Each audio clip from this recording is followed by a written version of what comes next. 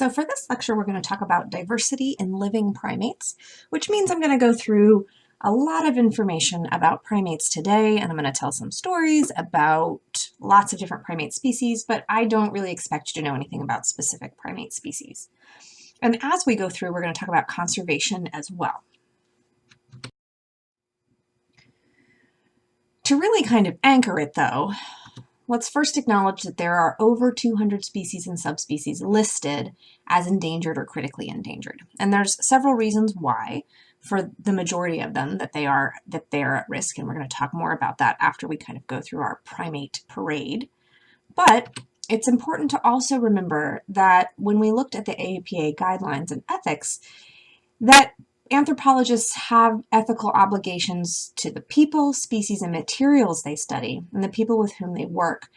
And this obligation can supersede the goal of seeking new knowledge, which really just means that as primatologists, as anthropologists work with primates and work with the people who live near primates, it might become more important to advocate for those primates or advocate for those people than to continue to do the work that they are doing in terms of data collection. So I know several primatologists who work in various areas that basically kind of walk this line that includes both research and advocacy, because it's important that this is the primary goal, is ethical considerations. But with primates, it can get a little bit more complicated because there are people who live in all of these areas. So when it comes to primate conservation, we have to remember the people who live there too. So we'll get more into that. First, I want you to quiz yourself, true or false? Humans are primates. Jot down your answer. True or false? Humans are apes. Jot down your answer. So our primate parade, as I am now calling it, is really just going to kind of be a tour of living primate diversity.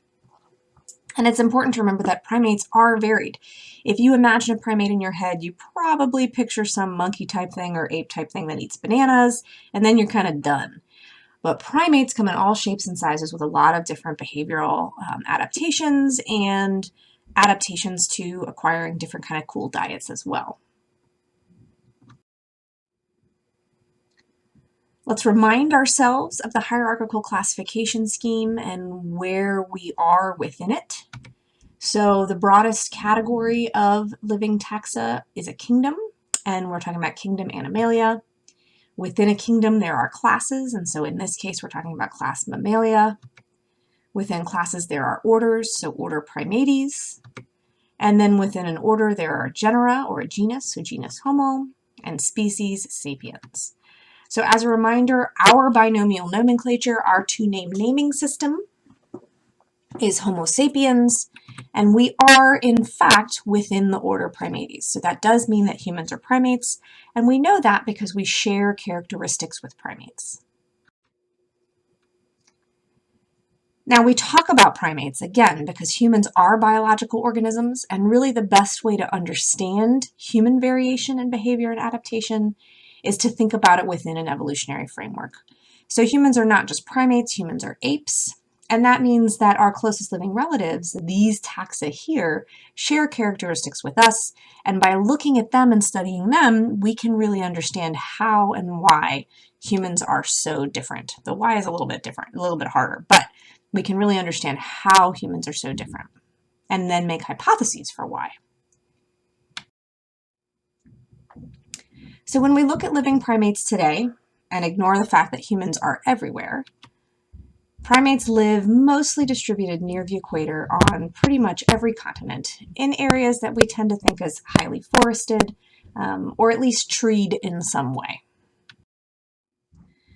But when we look at the variety of habitats, we can also see that primates live in forests, they live in grasslands, they live in mountains, they live in all different kinds of places, and we'll see more of this as we move along.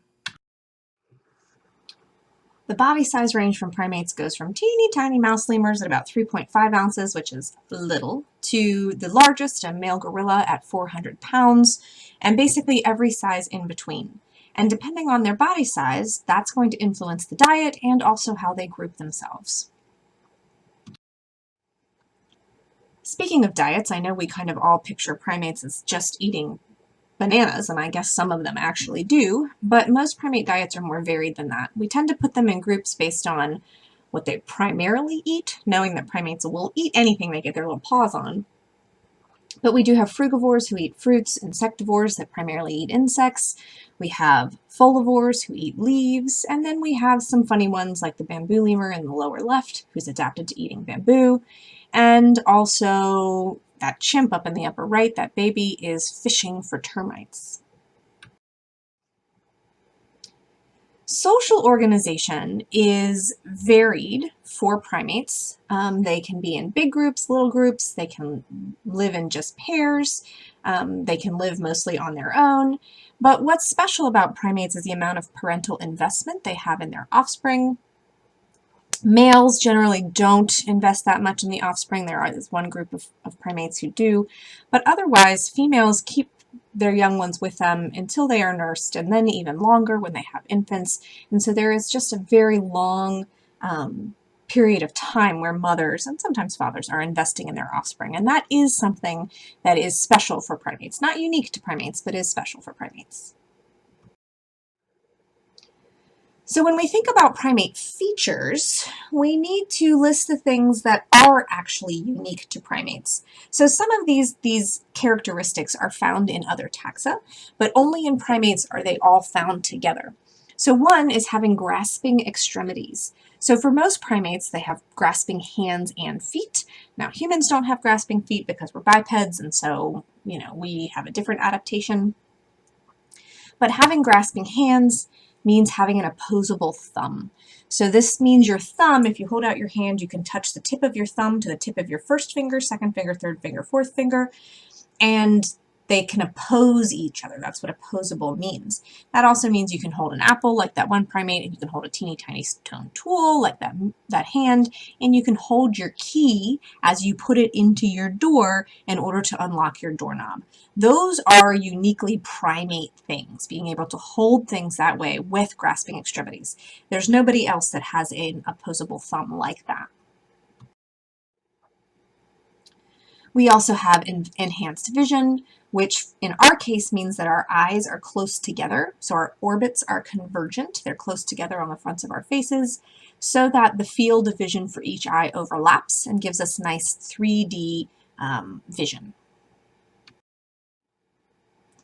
Along with enhanced vision, we have reduced olfaction, which means we do not rely as much on our noses. So there's a dog here on the right with lots of curlicues in his nose. That's for surface area for nerve endings for sniffing.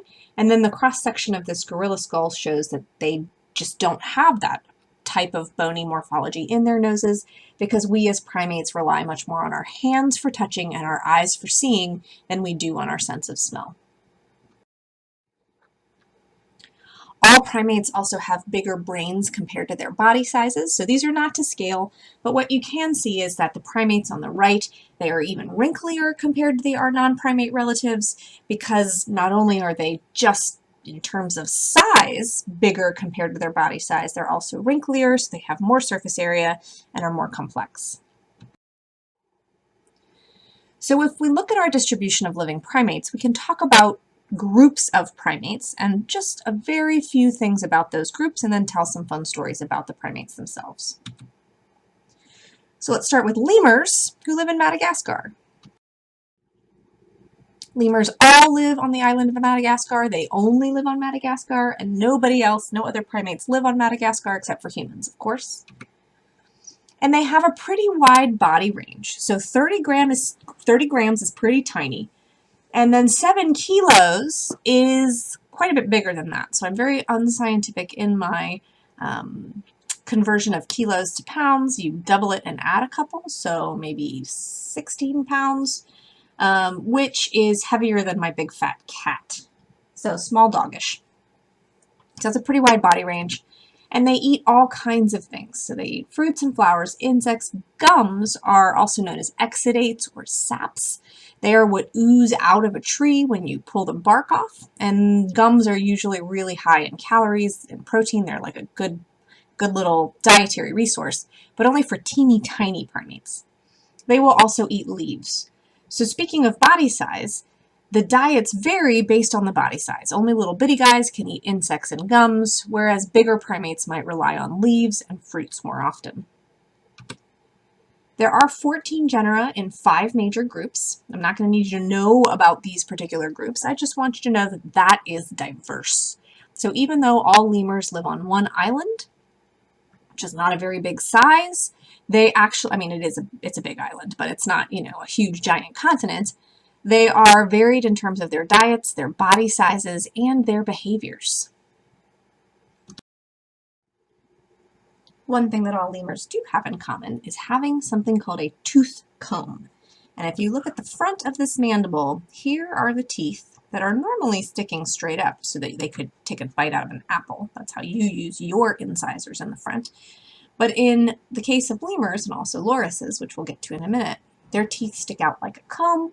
They actually use it like a comb. They will comb their neighbors, they'll get little bugs out of their neighbor's fur, and that's kind of a way for them to hug and be friendly. Of course, the most famous lemur is the ringtail lemur, and these are pretty fun. They live in fairly large groups. They're awake during the day, and they have societies that are matriarchal, which means the females are in charge. If you look at their skulls, you can see that their brains are not giant compared to their body sizes. These lemurs in general are kind of dullards, but because they are primates, their brains are bigger than other mammals compared to their body size. Common brown lemurs, you can see their grasping hands and their grasping feet. Black lemurs are beautiful, and they are an example of what's called sexually dichromatic. So there are 2 different colors of bodies. The males are black and the females are this kind of cool, neat reddish orange.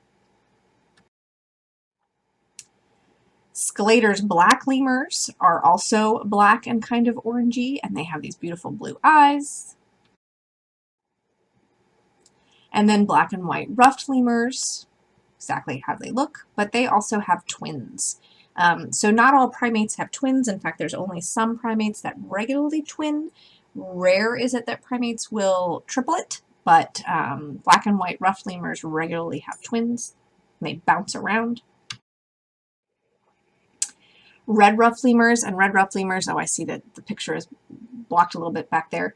Red ruffed lemurs and black and white lemurs are also very loud. They have very loud alarm calls, so they will sit in a group and they eat leaves and they will just sort of yell at each other. Gray bamboo lemurs are pretty special because they are adapted for eating bamboo, which is not easy. So there is quite a bit of, I believe, arsenic in bamboo. So if you were to go eat basically bamboo from the wild without cooking it at all, you would be very sick. Bamboo lemurs have special metabolic enzymes in their guts that allow them to digest bamboo, which means, from an adaptive perspective, they've eaten bamboo for a very long time. There are also some lemurs that are smaller bodied and awake at night, so all those other ones were awake during the day, like the white-footed sportive lemur. They are jumpers and they have bigger eyes and bigger ears for hearing and seeing at night. Indries are daytime animals, and you may be familiar with an indri or a closely related shafak from the show Zaboomafoo. If you're not, it's okay. But they use their hind limbs to jump from tree to tree, so they have very long, froggy hind limbs or legs. And then here's a Varroa shafak, which is famous for being Zabu from Zaboomafoo, if you happened to be able to watch that show when you were a kid. If not, it's okay. There was just a shafak like this that jumped around a lot. So these guys do usually live in trees as they jump around, but they can do it on the ground as well. Tattersall shafak here, showing you that they are leaf eaters. So they're slightly larger bodied. They live in larger groups. They're leaf eaters, which usually means they're not super active, but these guys can be pretty active as they bounce around. Another small nocturnal primate, so awake at night, is the greater dwarf lemur, which is a funny name because they are little tiny dwarf lemurs, but this is the biggest one of them. You can see their big eyes and big ears are good for being awake at night.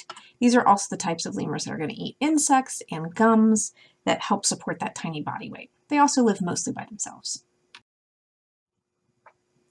A fat thick-tailed dwarf lemur is also a teeny little guy awake at night with those big eyes and pretty big ears. And they do, in fact, have tails that are kind of like gecko tails in the sense that they will get bigger and fatter when they have access to resources, and then they'll get smaller again when they need to use those resources stored in their tails. Unfortunately, that also means that they are at risk from people who like to eat them for that tail as a delicacy.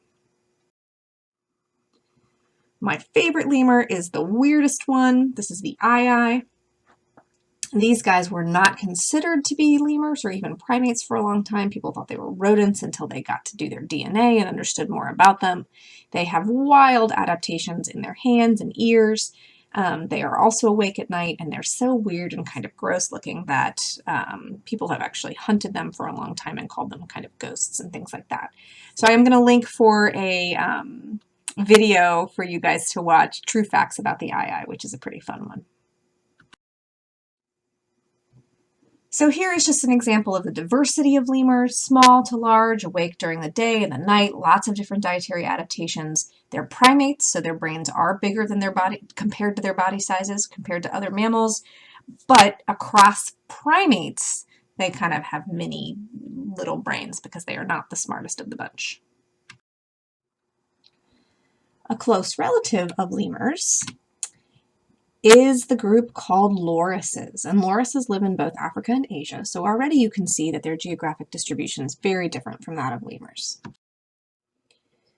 So these two groups of lorises are divided based on their geographic locale. So one group lives in Africa, the Galapagos, and one lives in Asia, the lorisids. And their body size range is not large. They're all between about 60 grams, 1.5 kilos, so about 4 pounds. They're all little. They all eat fruits and gums and insects because they are little. And there are only 9 genera and 2 major groups. So again, not that interested in you knowing the 2 major groups.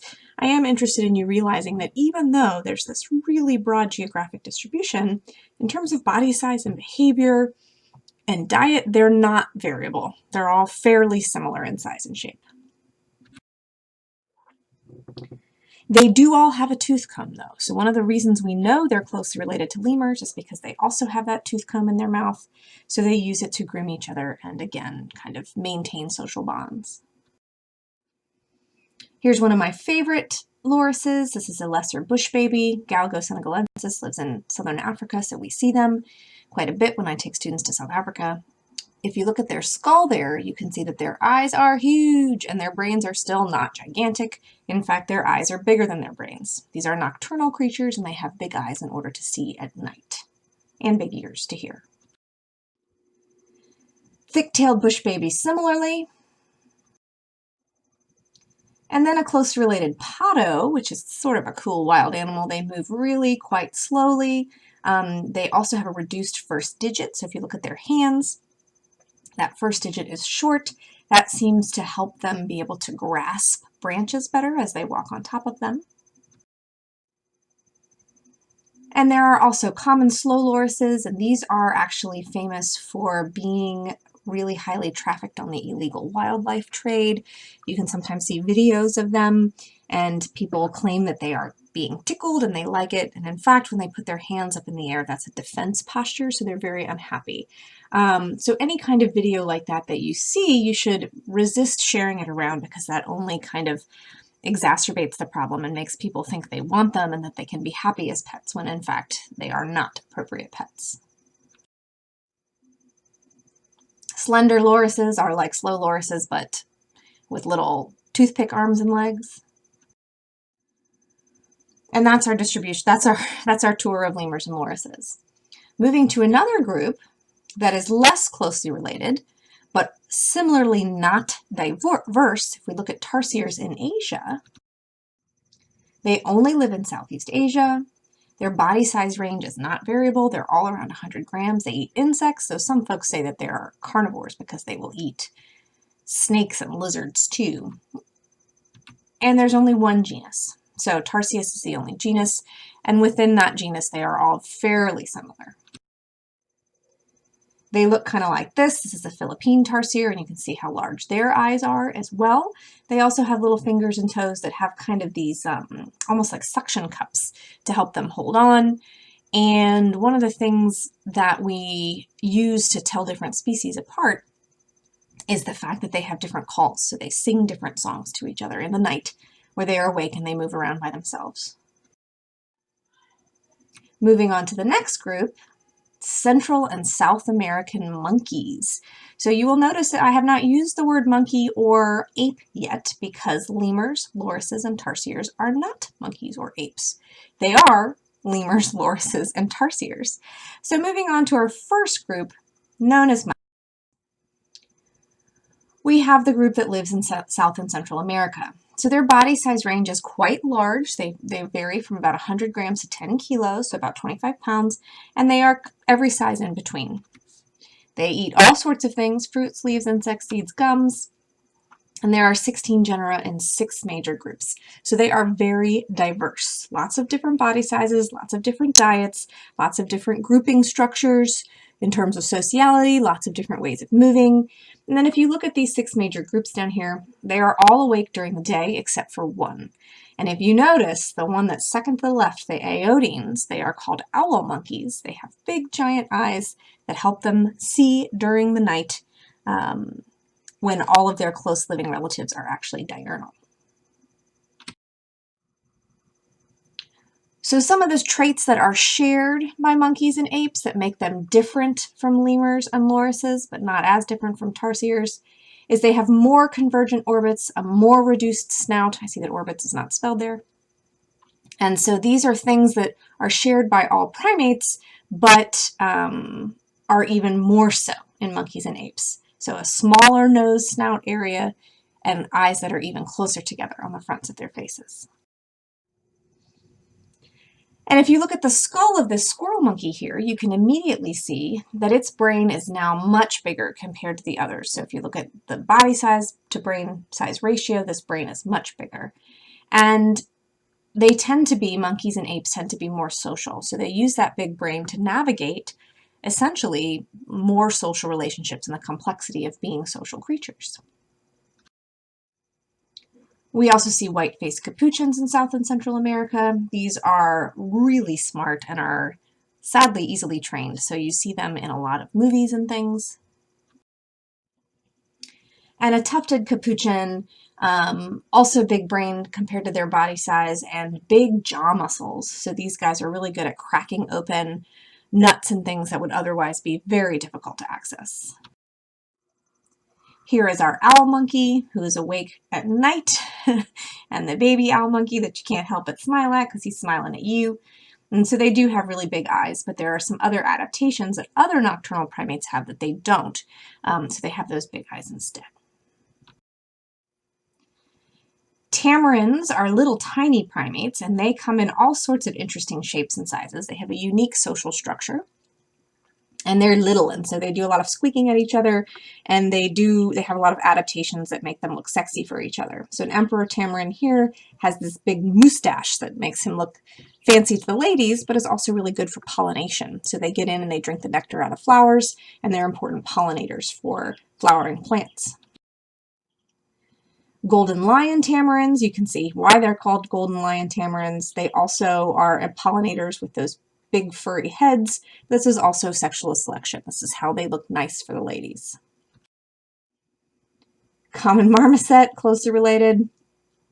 These guys do a cool thing where they dig their little teeth into trees to get sap to start oozing, and they can eat that gum or exudate. And then this one's just ridiculous. A pygmy marmoset, like what do you even do with that? These white-faced Saki monkeys. There's some of these at the Richmond Metro Zoo, and to me they always look like big, huge primates, but they're actually little, teeny, tiny guys, and I don't know why they're so sad. And a red walkery or a cacayao is a quadrupedal monkey that's also smaller than it looks, and they're big leapers. And the males have these red faces, and the more dominant the male is, the redder their faces. So basically, the more testosterone they have, the more dominant they have, the redder their faces are. So they do a lot of signaling with color, as a lot of monkeys and apes do, because, you know, they have this visual acuity. So color is an important signal for them. Howler monkeys have specialized throat apparatus to make more noise as they howl. So I have a video here, but they don't tend to work very well when I'm recording them, so I will link to it in Canvas. But howler monkeys are leaf eaters, which means they don't have a lot of energy in their diet. They're larger bodied. They have to sit around and let those leaves digest. So instead of actually competing with each other for access to resources, they just sit and howl and make noise. So it's kind of like they just yell at each other all day.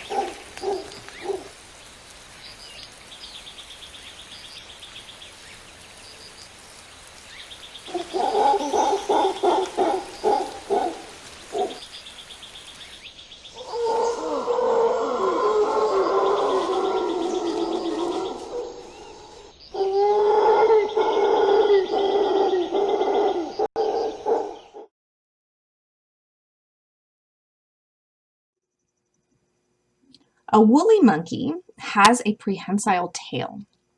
So you see that curly tail right there? They can use that tail to hold on to things, to hang from them. And not all primates have prehensile tails. In fact, the only place you find prehensile tails is in South and Central America, but not all of the monkeys in South and Central America have them.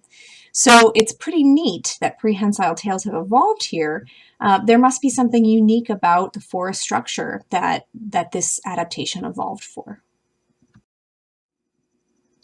Woolly spider monkeys are called that because they can sometimes, or they do sometimes, hold on with both long arms, both long legs, and the long tail. When they're stretched out like that, they look like a spider. Long-haired spider monkey showing you what she can do. She's hanging down there from her tail alone, and then with her baby there underneath the branch. And our next group of primates is also a group of monkeys, African and Asian monkeys. Like lorises, they're distributed in Africa and Asia. So again, live in Africa and Asia. There are two major groups. This time they are not divided by geography. They have a body size range that's not too wide, between about 1 kilo and 15 kilos, so medium to medium large. They eat fruits, leaves, and seeds, and there are 22 genera and two major groups. So they are varied. So what I want you to get from this is that they are varied, but these two major groups have to do with dietary adaptations. The cheek pouch monkeys actually have cheek pouches where they can store food, kind of like a squirrel. And the colobines are leaf monkeys. They're adapted for eating leaves. So that does mean lots of leaves, lots of sitting around and waiting for those leaves to digest. Lots of features are shared by African and Asian monkeys that indicate to us that they're closely related to each other, or they should be in one group. But one of the most obvious characteristics, if you can get a monkey to open its mouth, is the number of premolars it has. So most taxa have a consistent number of teeth, and for primates we talk about 4 categories of teeth. We talk about the incisors in the front of the mouth, the canine, which is the sharp tooth that comes next. Premolars are the ones in between the canine, and the molars at the back. So even though people can and individuals can have different numbers of teeth for whatever reason, there is a consistent number across a species. And in this case, there's actually a consistent number across this entire taxonomic group. And so what we're looking at here is the difference between 3 premolars in an South and Central American monkey, and then 2 premolars in African and Asian monkeys and apes. So what I mean by 2 premolars is if you divide your mouth in half, so look at either the upper or the lower dentition, and then divide that dentition in half, so you're actually only counting the number of teeth in a quadrant, what you can do is assess a dental formula. So down here is the dental formula, and in this particular monkey it's 2133, and in humans, it's 2123, and that refers to having 2 incisors, 1 canine, 2 premolars, and 3 molars in each quadrant of your mouth. Of course, you can't see that in this little guy unless you're looking at the side of that skull. What you can see, though, is a really huge canine. Now, a lot of people think that this is a crab-eating macaque, so that big canine is for eating crabs. It's not. It is for displaying and yawning and basically social signaling to say, I'm a big bad monkey compared to other males. And so all African and Asian monkeys have this large canine for this reason, and most apes do too. Humans, we don't. Japanese macaques are some of my favorite because they're adapted to living in cold areas and they sit in hot springs to keep warm. Sulawesi crested macaques can show you exactly what I'm talking about when I'm saying using color for signaling. These guys are actually also at the Richmond Metro Zoo. They're much smaller than they look in this picture. Lion-tailed macaques, another example of having various different shapes and sizes for sexual selection, so how to look fancy and nice for the ladies, but also how to look big and intimidating for other males. This olive baboon here is showing you what I mean by yawning. So this baboon up in the right, he is opening his mouth in that way, not because he's tired, but because he wants to show his canines. And so this is a way of saying, look what I have, you don't want to come fight with me, just, appreciate me from afar. Mandrills live in fairly dark rainforest situations in Central and South and Central West Africa, and they have special adaptations for color that again are for displaying for other males, are for showing their dominance, and are for, frankly, so that they can see each other more easily in the dark rainforest. What's special about mandrills, though, is that they also have some bony morphology of their skull that goes along with this colorful adaptation.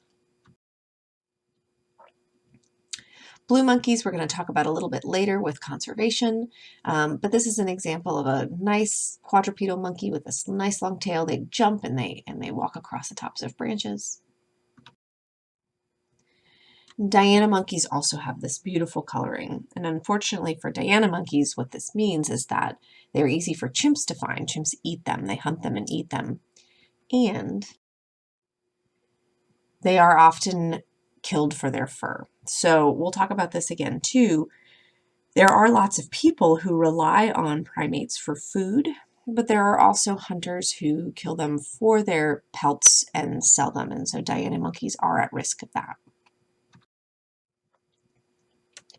Patas monkeys are terrestrial monkeys, so they are on the ground and they have long arms and legs and they are fast moving.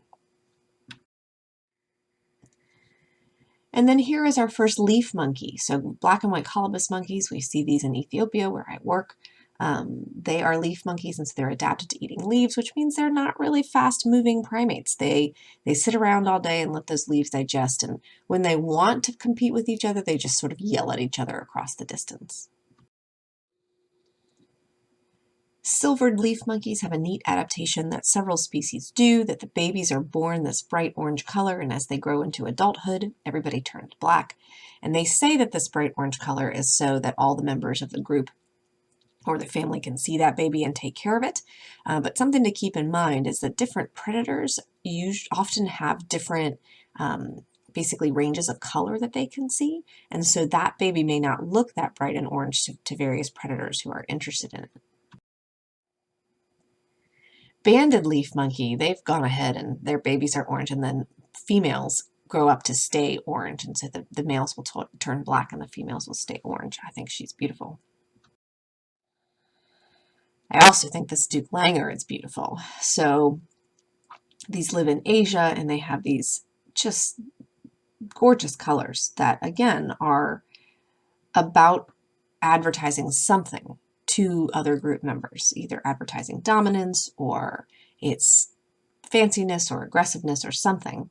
And I would like to point out that here on the left, this young one, you can see the big old belly on that leaf monkey, and they all do have big old bellies for the leaves that they are digesting. And then the ugliest monkey also lives in the same place, the proboscis monkey.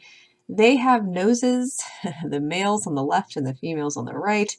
And those big noses, again, are sexual selection. It's supposed to make them look more attractive to the ladies. So our last group of primates, living primates, are the apes. And like African and Asian monkeys, apes and lorises, apes are distributed across Africa and Asia. However, there are not many left. So apes do include humans, though I'm not really going to talk about humans yet, but they do live in Africa and Asia. Body size range is pretty large, from 6 kilos to 175. So hylobates down there on the left are gibbon and siamangs. They are the smallest apes. They also get the nickname of lesser apes based on their body size. And then gorillas are the biggest. They're in the middle. And pongo and pan are in between.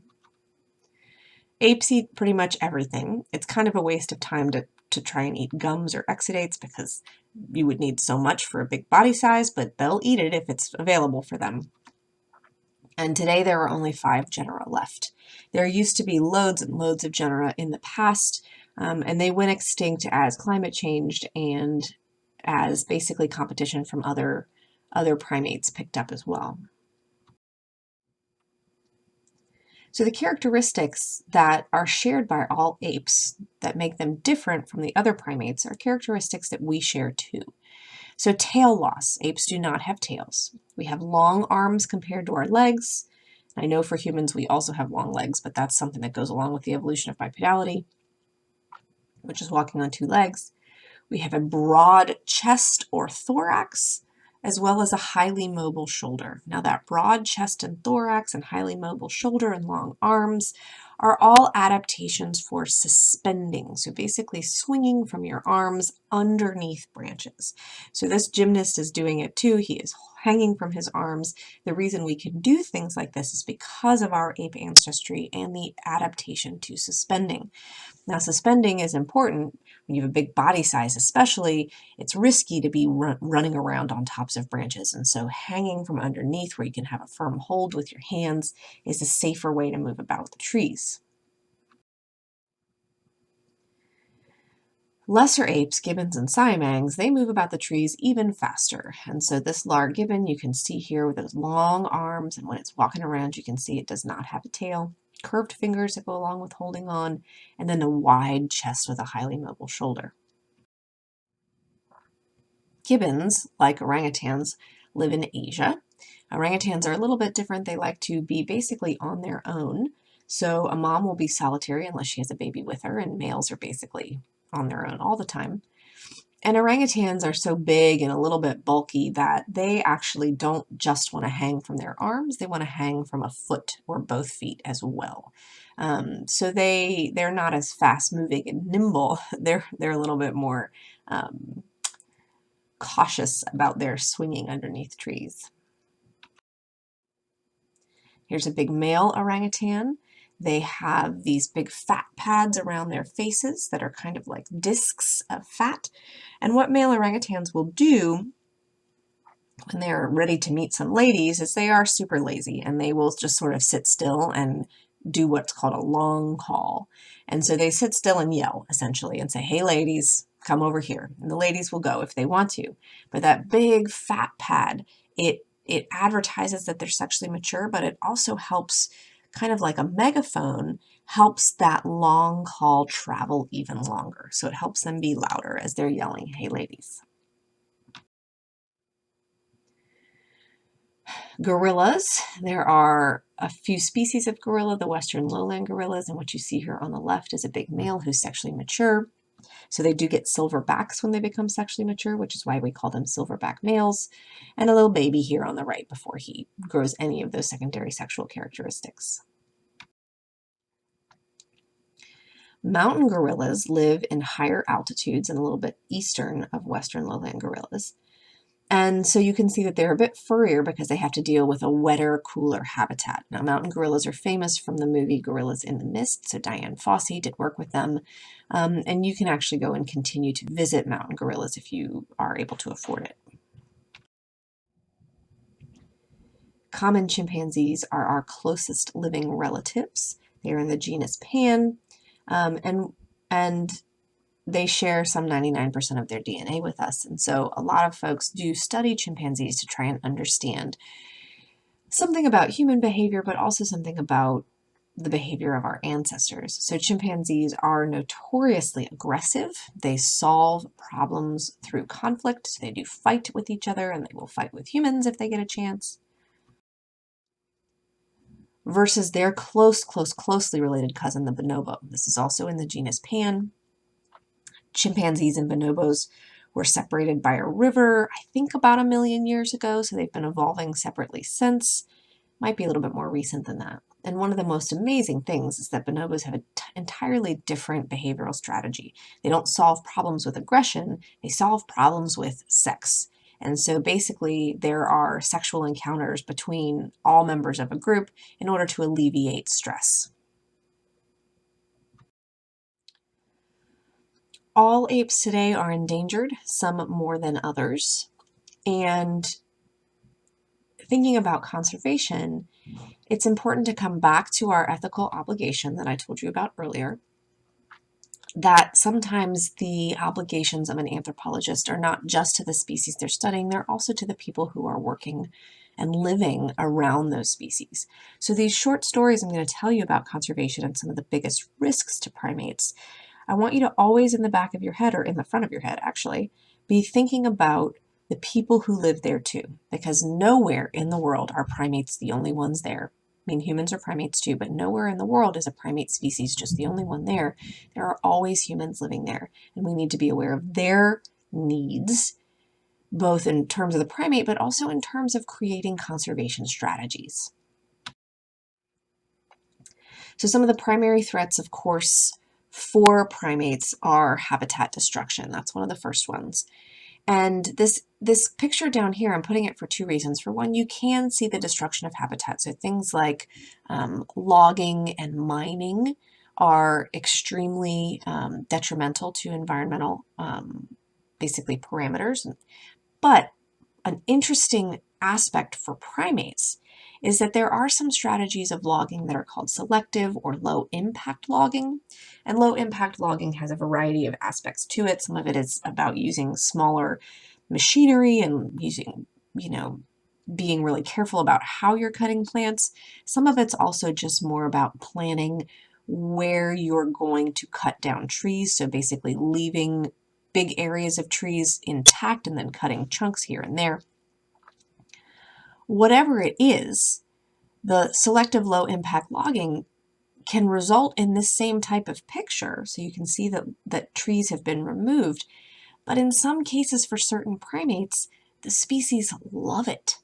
So this is a blue monkey, as I mentioned earlier, and blue monkeys love to live right here on these forest edges because it makes it easier for them to see predators, they can find the food that they want, and so in some cases, how to work on conservation strategies, we can actually work with groups like loggers to create a strategy that's not just beneficial for the forest itself, but beneficial for the primate. And I said that a little bit wrong. Not just beneficial for the forest in the sense of how's the best way to do this, beneficial to the company and also beneficial to the primate.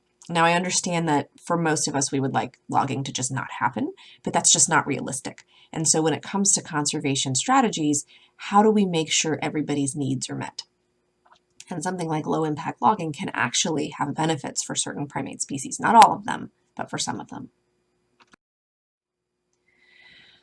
One of the real concerns about logging and then the conservation strategies that have popped up post-logging is that once a portion of the forest is clear cut, then often plants are replanted there, but rarely are the trees that are replacing the log trees the actual native species. Often they plant them with faster growing trees. So in South Africa, for instance, when you drive around, you see all kinds of eucalyptus trees because eucalyptus was what was used to replant logged forests because it grows really fast. But eucalyptus is actually super thirsty. It's not great for the environment. It's it's a it's a problem. And so replanting these non-native trees will often prevent original plants and trees from returning. And so I have an example here of an industry that has been lauded in some ways as really eco-friendly. And that's the tea plantations, especially in Kenya. So this is an example of a specific tea plantation in Kenya. And what you can see is that there are tea fields, down to the bottom of this picture, and then remaining forest in this other chunk. And one of the reasons they are lauded as eco-friendly is because you have to have some of these trees in order to have the right kind of ecosystem for the tea. It needs to be humid, there needs to be trees, and so often these tea plantations are given credit for having trees. These are not necessarily the native trees though, and those can be a real problem. And of course, coming along with this is the exploitation of labor. So depending on where you read about tea plantations, on one hand, there will be an NGO that tells you these are terrible for the environment. And on the other hand, you'll find a different NGO that actually says, no, no, no, they provide jobs. These tea plantations provide jobs. They provide healthcare. They provide housing. So it's a really mixed bag of basically assessments. What this means for primates is that primates often can live in these areas, but if these non-native trees are planted, then primates are not going to find the resources they need. And so it can be confusing and get conflicting information about kind of how eco-friendly some of these strategies really are. I do want to point out again, though, that when it comes to thinking about people, I mean, there's the plantation owners and those people, and those aren't really the people I want you to think about. I want you to think more about these people who are working in these tea plantations and what removing a tea plantation or changing a tea plantation would do for their lives. Climate change, of course, is going to strongly influence all of our primates, and the ones who are going to be at risk first are the ones who are already living at a limit of a biogeographic range. So this black snub-nosed monkey is very unattractive. I hate to say it, very unattractive. But they live in China and they have a particular fallback food. They eat lichens off of trees, and it's like 95% of their diet. But one of the reasons they do this and are able to do this is that they live in extremely cold, high altitude areas, places that you would not expect to find monkeys. So this picture on the right is snowing, like they're cool with, they're fine. And these lichens grow on trees in these cold habitats. And so we already have seen that as average temperature, even if it raises 1 degree a year, this moves where the lichens can grow, which moves where the primates can live. So basically lichens aren't as high up in altitude anymore. They're even higher. Sorry, I'm getting it wrong. They're even higher in altitude, which is kind of pressing these monkeys into a smaller and smaller area, and meaning that they are much more endangered. So climate change is going to affect everybody, but with even gradual and small increments of temperature change, those primates who are already at the edges that really rely on some very narrow ecological parameter, those are the ones who are going to be affected first. As we discussed a little bit already, hunting pressure is also real. Meat, skins, some animals are considered to have medical uses for trophies. And for larger bodied leaf-eating primates, I've mentioned a couple times that leaf-eating primates are bigger. They sit around a lot so that their leaves can digest. Hunting is a greater risk for them than habitat disturbance. Leaf-eating monkeys can often handle habitat disturbance because there's still leaves there. But hunting is more of a problem because they live slow lives. They grow up slowly. They have babies who grow up slowly. They sit around a lot doing nothing. And so hunting can decimate their populations faster than they can decimate smaller primates or fruit eaters for the most part. There is an important aspect of this to remember, though. So as an example, in Tai National Park in 1999, so in Central Africa, there are some data that we can look at that have to do with hunting. 250,000 kilograms of bushmeat were hunted in the Tai National Park in 1999. And bushmeat is one of those words that's loaded, and there's not necessarily a great alternative for that word. But bushmeat is basically just meat that's hunted. And it's loaded because it's not a word that we use in the US, for instance. We only really use it in contexts where we're talking about indigenous peoples or local peoples hunting for subsistence in a lot of ways. So I want you to keep that in mind. Speaking of subsistence, 20,000 subsistence hunters were responsible for some of this meat, only 600 semi-professional hunters and 60 professional hunters. So semi-professional and professional hunters often do have to acquire permits to do the hunting. They do have to go through governmental organizations. So when I first tell you 250,000 kilos of bushmeat, I'm sure the initial reaction is, oh man, that's so much. And it is so much. But the vast majority of that is hunted and consumed by people who have hunted and consumed primates and other forest animals for hundreds of thousands of years. So thinking about a conservation strategy where we just go in and say something like, you can't hunt anymore, is absurd. So I said it that way on purpose, that we just go in. So this would be some outside group making this decision for people who have had this way of life for hundreds of thousands of years now. That is also a very simplistic way to put it. And so that's not super accurate to think about it that way. The point being, though, that there are people who hunt for subsistence, and when we think about overhunting, we have to think about those people and supporting those people as well. Disease is also a real huge problem and becomes more of a problem the more that humans come into contact with these primates. Infections move to and from humans quite a bit, especially with other apes. And Ebola, we talk about Ebola being a giant problem with humans. Ebola is a giant problem with ape populations as well. And so there was an Ebola outbreak in an area of the Congo that killed 90% of the gorilla population. And there's group-to-group transmission for apes, even on trees. So what they found was that, chimps, especially as they're moving through habitats, they like to slap trees with their hands. It's kind of, here I am, but also marking territory. And what scientists found is that you can even transfer Ebola that way. So a chimp slapping a tree and then moving on, and then another chimp coming a little bit later and slapping it or touching it can get Ebola that way.